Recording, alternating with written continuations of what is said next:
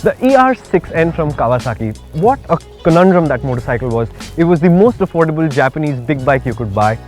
Unfortunately, it also had a headlight that looked like the designer was having a really bad day at work.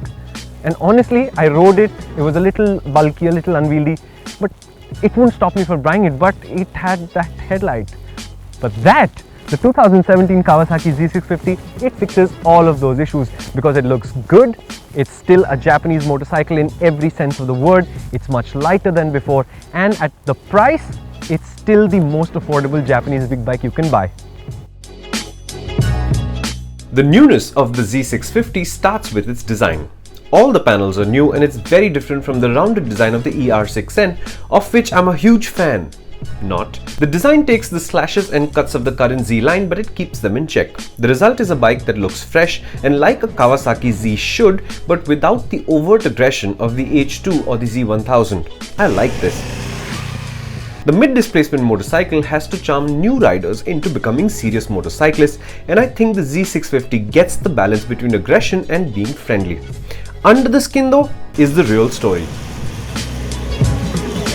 The Z650 is all new this year, and among the changes are the frame, the swing arm and the suspension, and all of that adds up to a substantial 20 kilo lighter motorcycle. What does it change for the rider?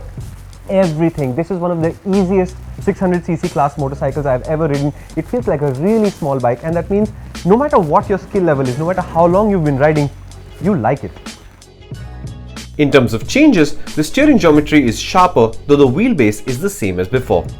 But the lighter weight and the new steel trellis frame really do shine.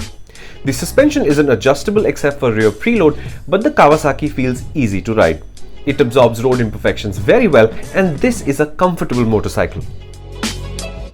Similarly, it's also happy slicing through traffic like a KTM Duke or something might do, and it will sit at highway speeds comfortably as well. Even in the corners, the behavior is predictable and trustworthy. So despite the wet conditions you see, I never had to worry about the grip level or if I was becoming too aggressive with the motorcycle. ABS is standard now, and that's useful too. These brakes have a strong but friendly bite, and I never really activated ABS despite some hard braking. But ABS, that's a no-brainer for a category full of new riders.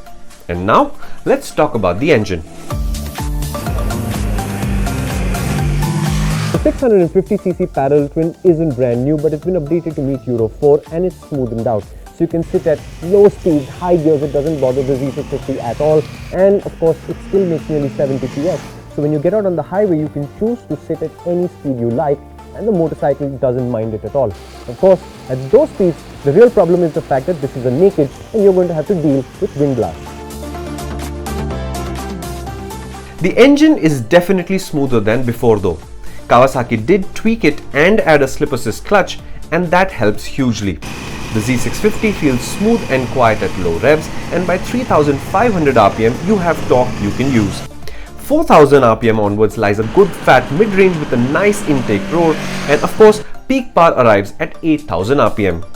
Smooth power delivery and reasonable economy means the Z650 should be a rider-friendly city or highway bike without any hesitation at all.